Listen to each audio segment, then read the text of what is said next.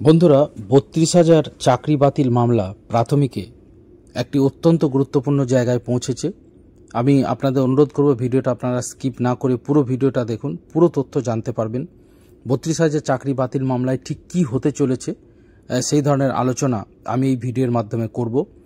আমি আপনাদের আনন্দবাজার পত্রিকা এবং এই সময় এছাড়া প্রতিদিন বর্তমান প্রত্যেকটা পেপারে এই খবরটা অত্যন্ত গুরুত্ব দিয়ে ছাপা হয়েছে।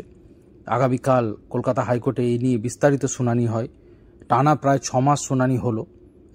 টানা 6 মাস মানে প্রতিদিন নিশ্চয়ই নয়, শুনানির দিনগুলিতে। তো কি হয়েছে পুরো বিষয়টা আমি আপনাদের সামনে কিন্তু রাখছি।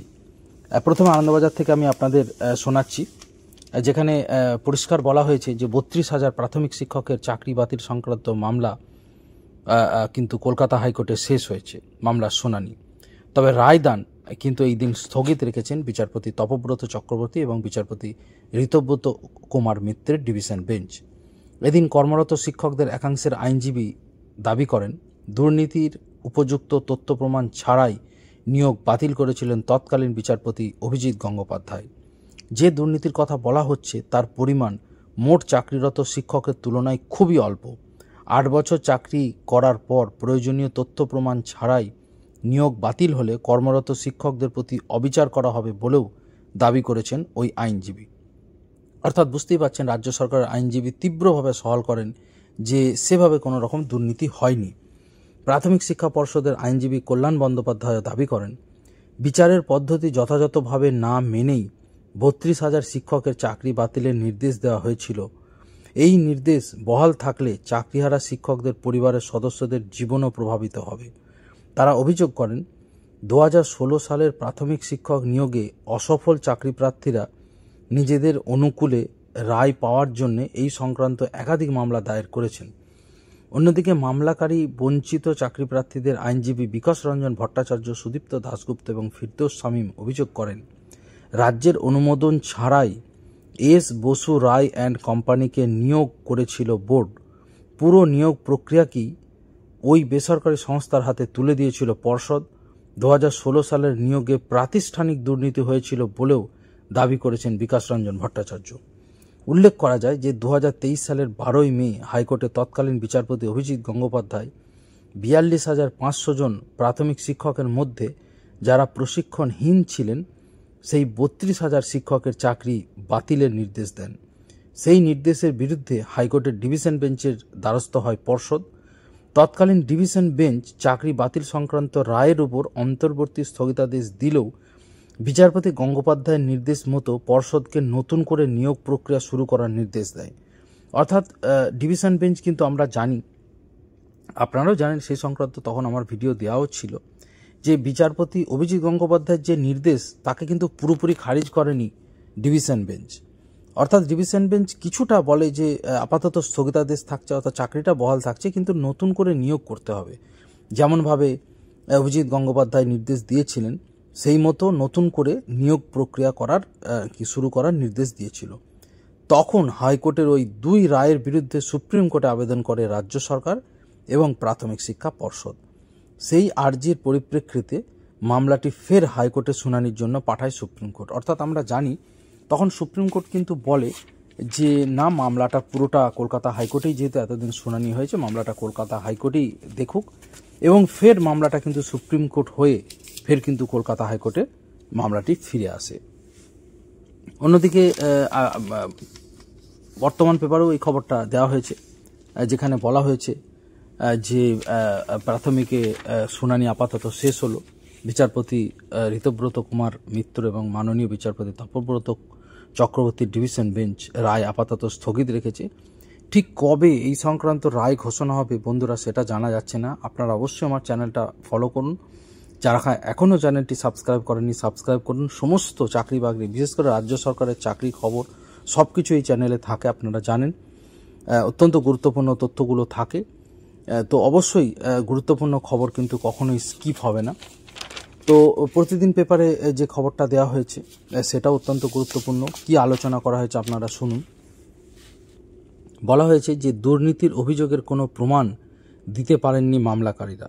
প্রাথমিকের নিয়োগ দুর্নীতি সংক্রান্ত ৩২,০০০ চাকরি বাতিল মামলায় ফের আরও একবার মামলা খারিজের পক্ষে সওয়াল করল প্রাথমিক শিক্ষা পর্ষদ।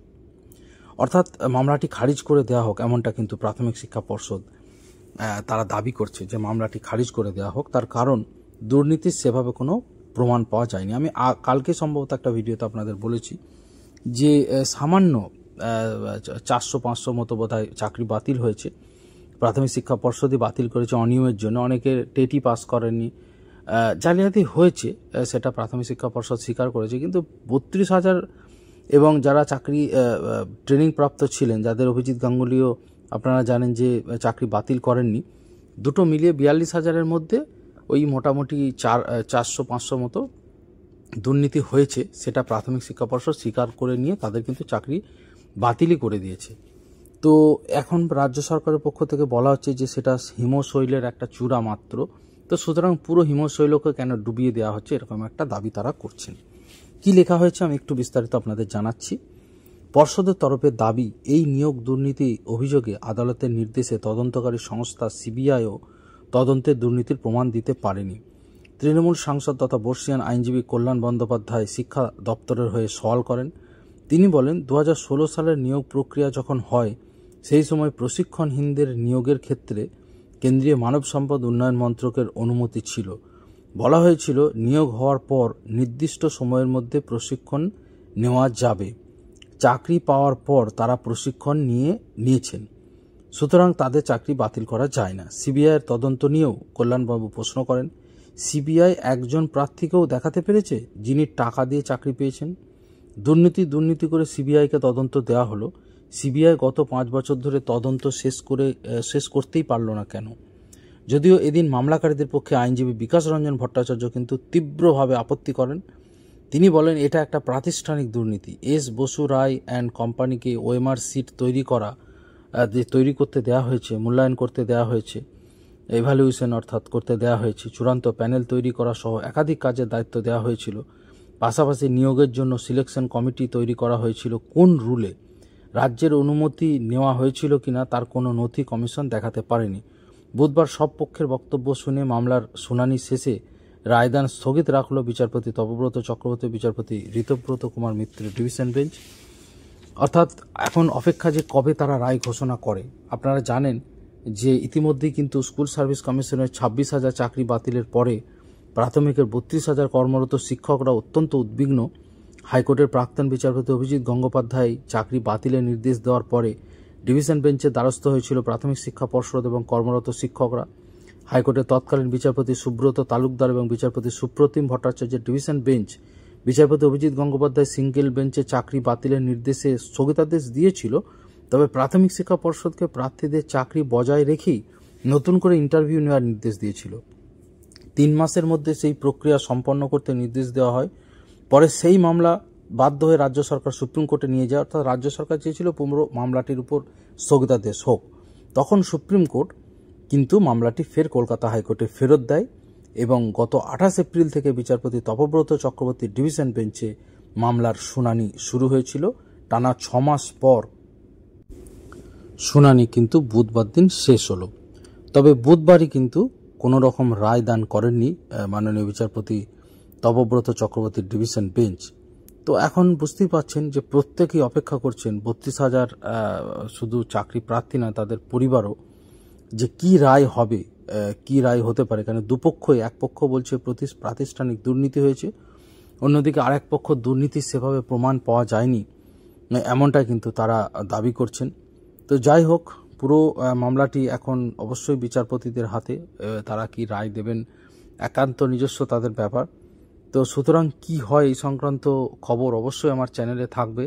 আপনারা যারা এখনও চ্যানেলটা সাবস্ক্রাইব করেননি অবশ্যই চ্যানেলটা সাবস্ক্রাইব করে নিন, বেল আইকন প্রেস করুন। অত্যন্ত গুরুত্বপূর্ণ খবরগুলো আপনাদের তাহলে স্কিপ হবে না কোনোভাবেই। আপনারা জানেন যে কারেন্ট অ্যাফেয়ার্সের একটি অনন্য চ্যানেল এটি, এবং চারিদিকে যখন যা ঘটছে এই সময়কার সাম্প্রতিক ঘটনাবলী সমস্ত কিছু খবর এই চ্যানেলে থাকে। অবশ্যই আপনারা উপকৃত হবেন। চ্যানেলটা দয়া করে সাবস্ক্রাইব করে নিন এবং সমস্ত গুরুত্বপূর্ণ খবরের জন্য আমার চ্যানেলটা অবশ্যই, যারা যদি প্রত্যেক দিন না পারেন মাঝে মাঝে অন্তত চ্যানেলটা খুলে আপনারা অবশ্যই ভিডিওগুলো দেখবেন। গুরুত্বপূর্ণ ভিডিও থাকে, যে গুরুত্বপূর্ণ ভিডিওগুলো কিন্তু আপনাদের জানতেই হবে। ধন্যবাদ।